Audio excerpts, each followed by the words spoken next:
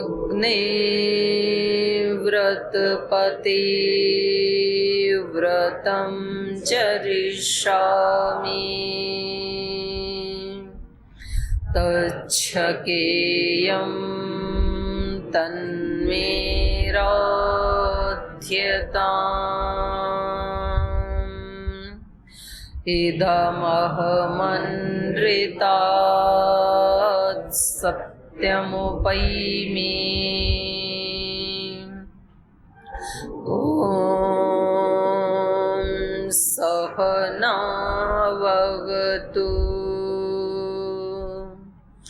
सहनौ भुनक्तु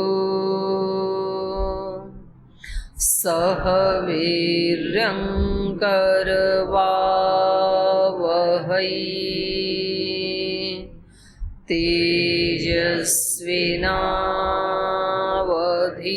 तेजस्विनावधीतमस्तु मा विद्विषावहै ॐ शान्ति शान्ति शान्ति।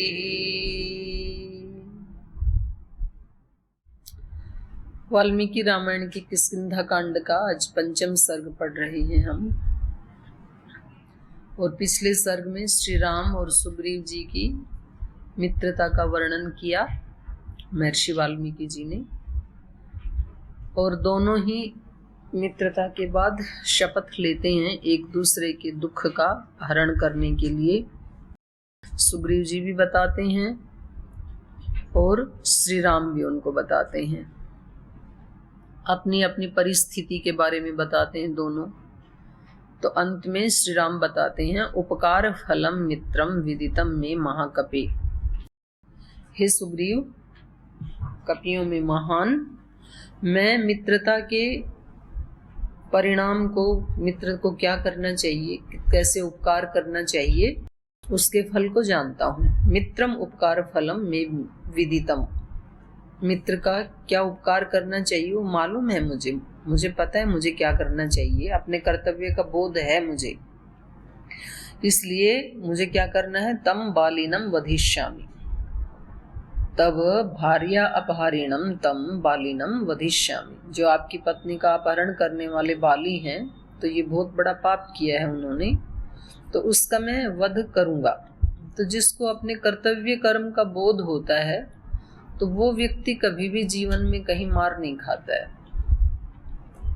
क्योंकि देखो, ज्यादा लंबी साधना बैठ करके ध्यान उपासना आदि वो तो 1-2 घंटा कर सकते हैं, 3 घंटा कर सकते हैं, तो फिर भी तो बाकी बहुत सारे घंटे बच गए, 6 घंटा सो सकते हैं। तो 10-12 घंटा व्यक्ति क्या करेगा? 10-12 घंटे तो अपना कर्तव्य कर्म करने के लिए ही होते हैं। चाहे प्रवृत्ति मार्ग वाले हो चाहे निवृत्ति मार्ग वाले हो, तो कुछ ना कुछ तो क्रिया करनी पड़ती है उनको। तो वो क्रिया करते समय जिनको अपने उपकार का भाव या अपने कर्तव्य कर्म का बोध रहता है, मुझे क्या करना चाहिए, क्या उपकार करना चाहिए, क्या सेवा करनी चाहिए दूसरों की, क्योंकि बहुत कुछ मिला है संसार से, बहुत कुछ मिला है देश से, बड़ों से, समाज से। जब बच्चा आता है इस संसार में, तो सब ऐसे ही असहाय अवस्था में आते हैं, खाली हाथ आते हैं। तो जो कुछ भी जिसने भी अर्जित किया है वो यहीं से अर्जित किया है, तो फिर वापस भी लौटाना पड़ता है। तो ये जिसको मालूम है वो फिर महापुरुष की श्रेणी में आते हैं। तो यहाँ तक का हमने पढ़ लिया था उस दिन।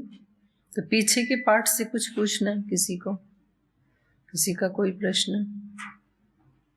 नो प्रश्न, नो चिंतन। थोड़ा चिंतन किया करो भाई, यहाँ तो कई सारे प्रश्न उठ सकते थे वैसे। तो चलो आगे पढ़ते हैं, लेकिन आज जो पढ़ रहे हैं उसके ऊपर चिंतन करना।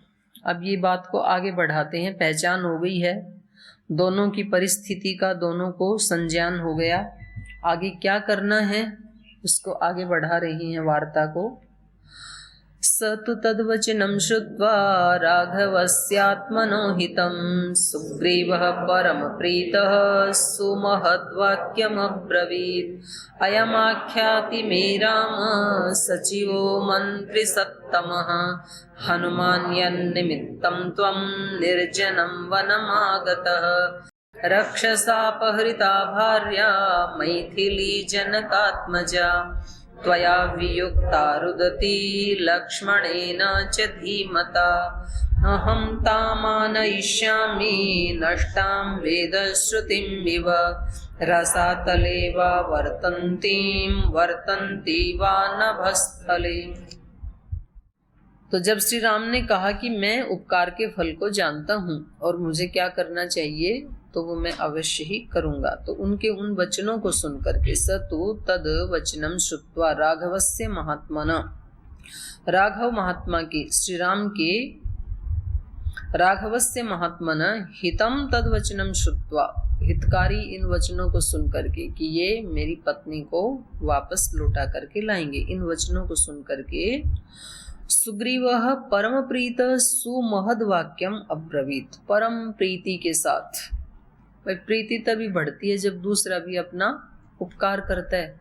एक व्यक्ति तो सेवा किए जाए और दूसरे व्यक्ति को उसका बोध ही ना हो तो फिर वो प्रीति ज्यादा लंबी चलती नहीं है, क्योंकि ये संसार तो देखो लेन देन का ही है। पर वैसे हर व्यक्ति को देने का ही सोचना चाहिए, लेने का तो नहीं सोचना चाहिए। एक मित्र को दूसरे मित्र के प्रति देने का सोचना चाहिए, लेकिन तो भी बहुत लंबे समय तक यदि उधर से कोई भी प्रत्युत्तर नहीं आता है तो फिर परम प्रीति नहीं होती। हो सकता है कि कोई व्यक्ति अपना कर्तव्य समझ करके प्रीति निभाए, झगड़ा आदि ना करे, वो एक अलग बात है, लेकिन परम प्रीति तो तभी होती है जब दोनों तरफ से रिस्पॉन्स मिलता है। ईश्वर में परम प्रीति कब होती है? जब भक्त को कुछ अनुभूतियां होती हैं भगवान की तरफ से। एकदम से तो भगवान के दर्शन नहीं हो जाते हैं, भागवत अनुभूति नहीं होती है, आत्म अनुभूति नहीं होती, लेकिन कुछ तो संकेत मिलते हैं। सूर्योदय एकदम से तो होता नहीं है।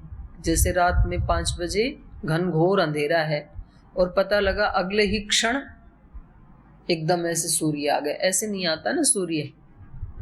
तो सूर्य कैसे आता है? 5 बजे ज्यादा अंधेरा रहता है, फिर 6 बजे थोड़ा थोड़ा कम अंधेरा होगा, लेकिन सूर्य नहीं है अभी कहीं भी, लेकिन तो भी चीजें दिखने लगती हैं, इतना प्रकाश होता है। तो आभास होता है कि कोई प्रकाश करने वाला आएगा, आने वाला है, अंधकार थोड़ा सा कम हो रहा है। तो ये अनुभूति ही पक्षियों को, पशुओं को प्रसन्नता देती है। तो पक्षी अपने घोंसले से निकल के उड़ने लगते हैं। अभी सूर्य तो आया नहीं है, लेकिन फीलिंग हो रही है उनको कि आएगा। फिर उसके बाद भी एक लालिमा छा जाती है पूर्व की तरफ, सूर्य अभी भी नहीं आया है, एक गोल्डन गोल्डन कलर दिखाई देता है केवल बस। फिर उसके बाद सूर्योदय होगा, वो थोड़ा सा दिखाई देता है, फिर आधा दिखाई देता है, पहले 1/4, फिर 50%, फिर 75, फिर कहीं जाके 100% निकलता है। तब भी वो पूर्ण प्रकाश से युक्त नहीं है। आप आराम से उसको देख सकते हैं। जब उसका कलर लाल लाल होता है तो अभी वो अपने प्रचंड तेज के साथ अभी भी अभिव्यक्त नहीं हुआ है। तो ठीक ऐसे ही आत्मानुभूति का भी प्रोसेस है, विवेक ख्याति का प्रोसेस भी ऐसे ही है। जब कोई भक्त साधना करता है, भक्ति करता है, तो एकदम से झटिति दर्शन नहीं होते, कुछ अनुभूतियां होती हैं। आपका चित्त थोड़ा शांत होने लगेगा, जो बहुत बेचैन रहता था तो थोड़ा वो स्थिर होता है, शांत होता है, प्रसन्न रहता है, अपने कर्तव्य कर्म करने में मन लगता है, खुशी होती है। दूसरों के साथ लड़ाई झगड़ा दंगा फसाद कम हो जाता है। ठीक है, अपने काम से काम है, दूसरा कर भी रहा है तो बच के निकलो, क्योंकि उसके साथ सींग उलझाने में अपना समय और शक्ति बर्बाद करना है, फायदा कोई है नहीं। हर व्यक्ति का अपना अपना स्वभाव है ना। कुछ व्यक्तियों का स्वभाव है, उसको कोई दूसरा व्यक्ति बताए तो वो मान लेता है, कुछ व्यक्तियों का स्वभाव होता है वो दूसरे की बिल्कुल नहीं मानते। मम सत्यम, जो मैं सोच रहा हूँ, जो मैं बोल रहा हूँ वही सत्य, और वो होना ही चाहिए किसी भी कीमत पे। तो उस स्थिति में हमें उलझना नहीं चाहिए, वहां से बच के निकलना चाहिए। तो ये बच के निकलने की सामर्थ्य भी भगवान ही देता है भक्त को, वरना तो उलझ जाएगा। तो ये सारे संकेत हैं, और फिर ये जब संकेत मिलने लगते हैं तो फिर भगवान के प्रति प्रीति भी बढ़ने लगती है।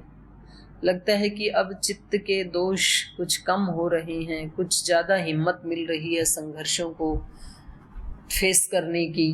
तो ये सारे संकेत हैं, क्योंकि चाहे इस संसार में कोई बिल्कुल छोटा बच्चा है, 1 साल का बच्चा, चाहे कोई 80-90 वर्ष का कोई बुजुर्ग है, चाहे कोई 60-70 साल का कोई बुजुर्ग व्यक्ति है, चाहे कोई युवा है, सबके सामने समस्याएं हैं। समस्या से मुक्त कोई भी नहीं है इस संसार में।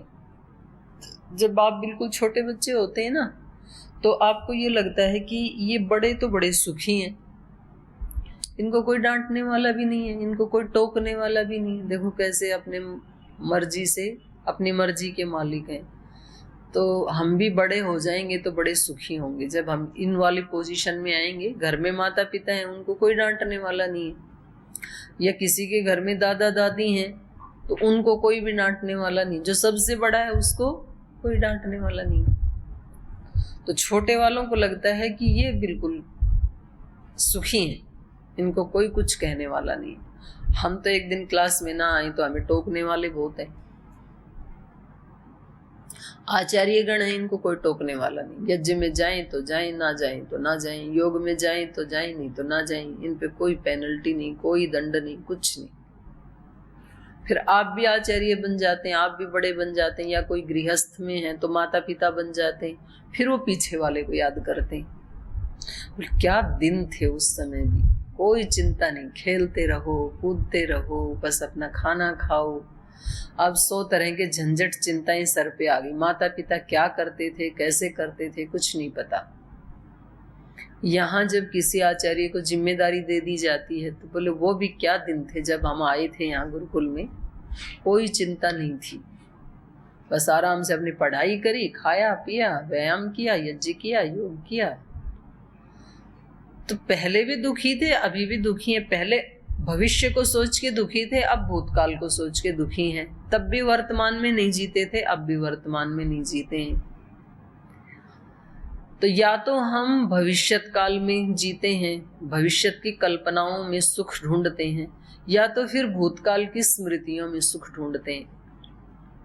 जो आज हमें भूतकाल लग रहा है और जो बचपन की यादें आती हैं, क्या गलियां थी वो, क्या दोस्त थे, क्या दिन थे, वो जब जी रहे थे उस समय उसका भी आनंद नहीं लिया था आपने। अगर लिया होता तो आज याद नहीं कर रहे होते।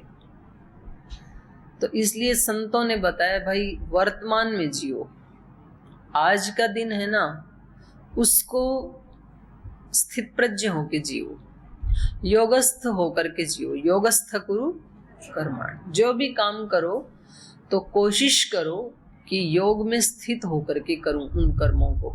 तो फिर वर्तमान जिसका सुखी है, संतुष्ट है, प्रसन्न है, कोई किसी से होड़ नहीं है, कोई स्पर्धा नहीं है, जो आत्मस्पर्धा में जी रहा है, शांत चित्त है, तो वो योगी का लक्षण बताया है। संतुष्ट सततम योगी, योगी तो सतत संतुष्ट रहता है। और रोजाना अनुकूलता ही हो ये भी जरूरी नहीं, किसी दिन अनुकूलता होगी, किसी दिन प्रतिकूलता होगी, किसी दिन खूब उमस होगी, किसी दिन बारिश आएगी, किसी दिन कुछ भी नहीं होगा। तो ये तो चलेगा।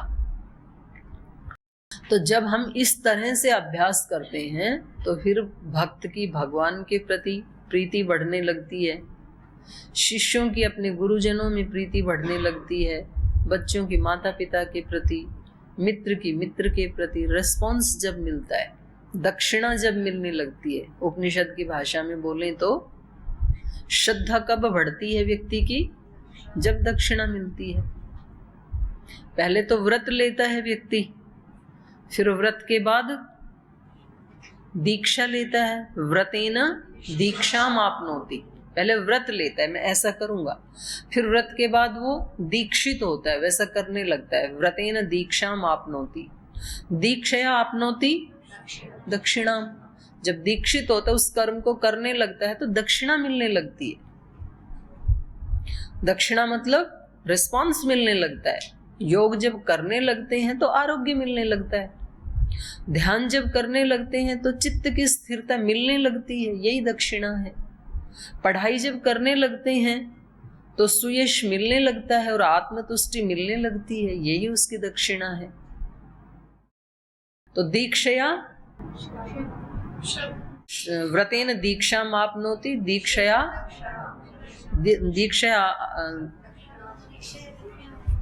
दीक्षया दक्षिणा माप्यते। और जब दक्षिणा मिलने लगती है तो दक्षिणा श्रद्धा मापनोति, दक्षिणा से फिर श्रद्धा बढ़ जाती है उस कर्म में, और श्रद्धया सत्यम आप्यते। जब व्यक्ति की श्रद्धा बढ़ जाती है तो सत्य के नजदीक है, फिर श्रद्धा ही सत्य से मिलाती है। यदि श्रद्धा नहीं है तो इसलिए सब उपनिषदों में भी वेदों में भी यही बताया, ज्ञान को कौन प्राप्त होता है? श्रद्धावान लभते ज्ञानम। गुरु में श्रद्धा, अपने कर्म में श्रद्धा, अपने आप में श्रद्धा, अपनी विद्या में श्रद्धा, आहार में श्रद्धा, व्यवहार में श्रद्धा, श्रद्धा ही श्रद्धा। श्रद्धा को जो मूर्धा पे रखता है, श्रद्धाम मूर्धनि, श्रद्धा मूर्धनि वचसा वेदयामसि। तो यहाँ पर इन्होंने जब श्री राम के वाक्य सुने तो इनकी और ज्यादा प्रीति बढ़ गई, परम प्रीति बढ़ गई, परम श्रद्धा हो गई।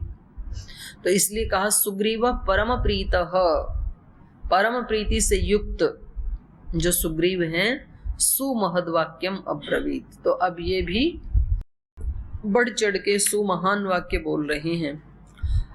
तो कह रहे हैं कि आप मेरा उपकार करेंगे, इतना ही नहीं, मुझे भी आपके बारे में सब मालूम है कि मुझे आपके प्रति क्या करना है, मुझे भी मालूम है। अयम आख्याति मे राम सचिवो मंत्री सत्तमः, मंत्री सत्तमः मे सचिव अयम आख्याति राम। हे राम, ये जो मेरे मंत्री हैं श्री हनुमान जी, इन्होंने मेरे को सब बताया है आपके बारे में। जो श्रेष्ठ मंत्री हैं, मेरे सचिव हैं, इन्होंने आपके बारे में सब बताया है। हनुमान, हनुमान नाम के मंत्री सत्तम सचिव में अयम आख्याति यन्निमित्तम त्वम निर्जनम वनम आगत। क्या बताया इन्होंने? वो दृष्टांत बताया है जिसके निमित्त से आप इस निर्जन वन में घूम रहे हैं। तो मेरे को हनुमान जी ने बता दिया है। इन्होंने मेरे को क्या बताया? हनुमान जी ने रक्षसा अपहृता भार्या मैथिली जनकात्मजा त्वया वियुक्ता रुदती लक्ष्मणेन च धीमता। आपकी पत्नी रक्षसा अपहृता, राक्षस के द्वारा अपहरण कर ली गई है। आपकी जो पत्नी जनक की पुत्री जनकात्मजा मैथिली, मिथिला देश में रहने वाली जो आपकी पत्नी थी, वो रक्षसा अपहृता, वो राक्षस के द्वारा उसका अपहरण कर लिया गया। ये मुझे हनुमान जी ने बताया। किस समय उन्होंने अपहरण किया? धीमता लक्ष्मणेन त्वया च वियुक्ता रुदती।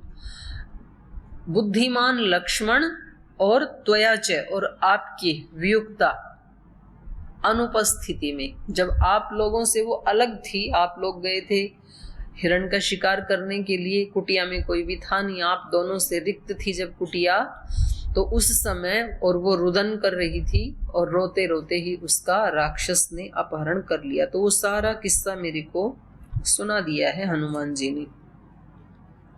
अहम ताम आनयिष्यामि नष्टाम वेद श्रुतिमेव रसातलेवा वर्तन्तीम नभस्थलेवा वर्तन्तीम।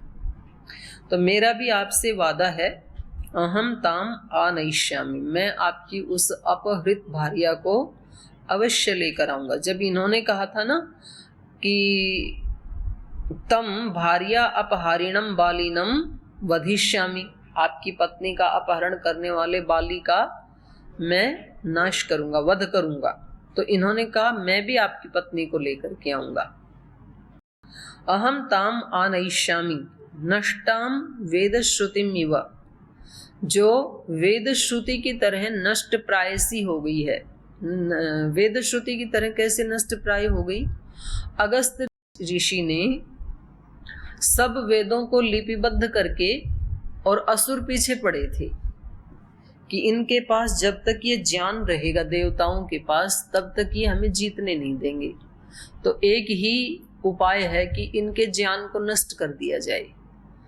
तो वो बेचारे बचाते हुए घूम रहे थे अगस्त ऋषि वेद की उनको पुस्तकों को।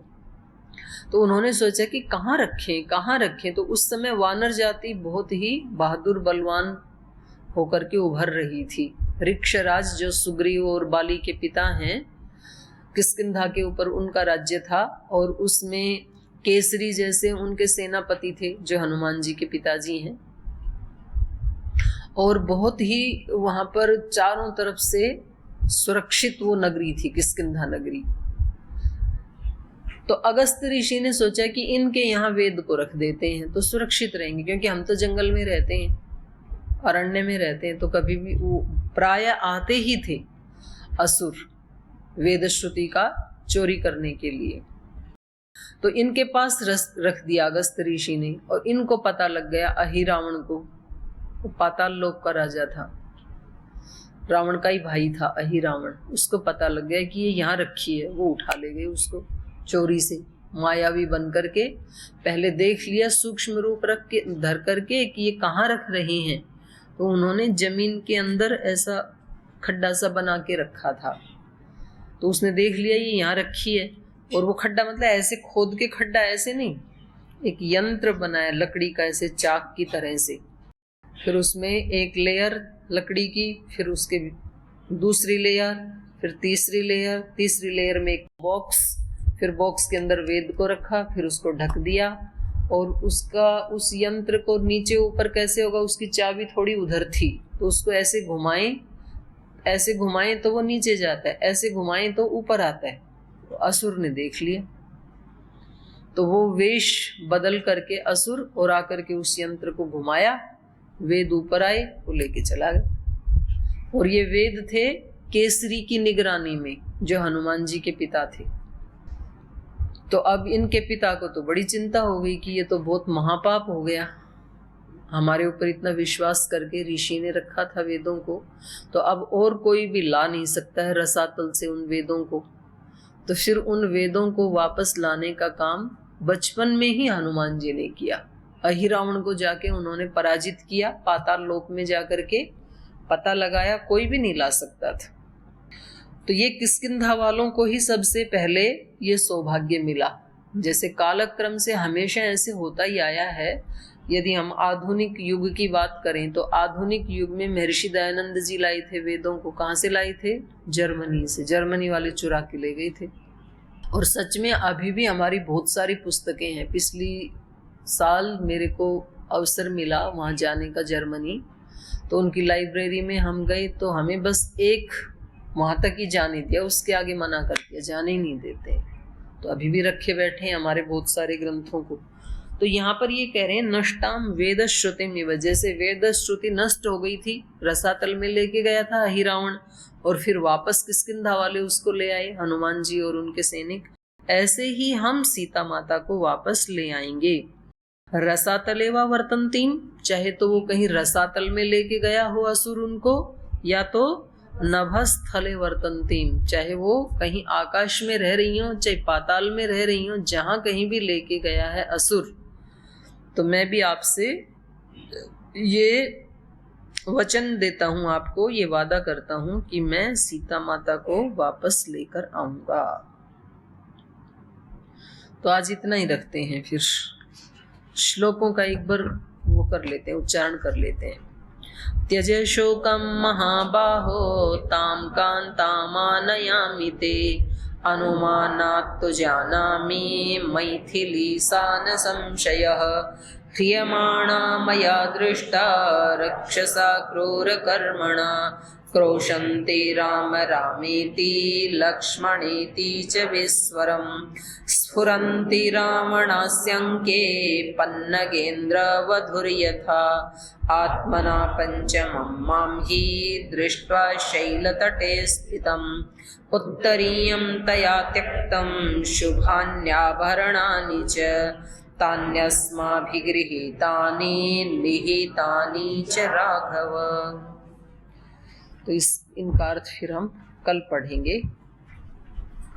सीता माता के गहने आदि जो उन्होंने ऋष्यमुख पर्वत पे इनको बैठे हुए देख करके फेंक दिए थे, तो उसकी चर्चा ये श्री राम के सामने कर रहे हैं कि हमें लग रहा है कि उस दिन जब हम बैठे थे और कोई महिला रोते हुए जा रही थी और उसने अपने उत्तरीय वस्त्र में अपने आभूषणों को यहाँ डाल दिया था हमारे बीच में, तो अब मुझे अनुमान से पता लगता है कि जरूर वो सीता माता ही थी।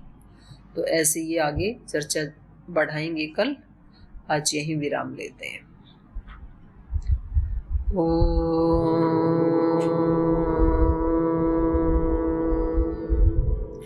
शांति शांति शांति। श्री गुरुभ्यो नमः।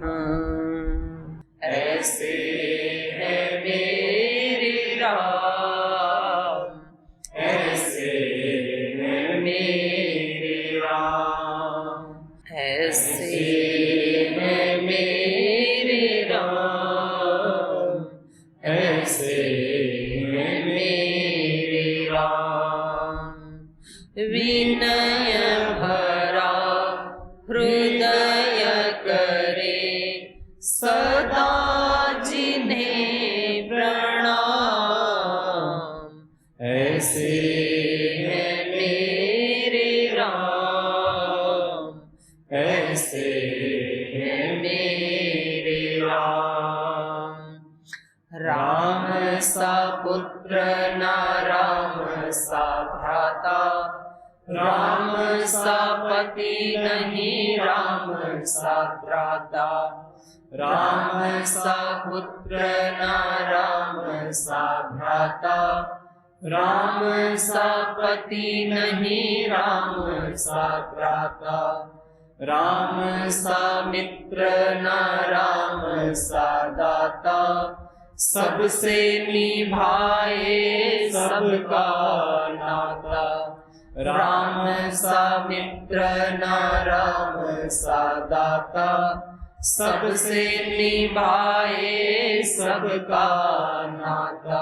स्वभाव से उदार शांत सब गुणों के धाम, ऐसे है मेरे राम, ऐसे है मेरे राम।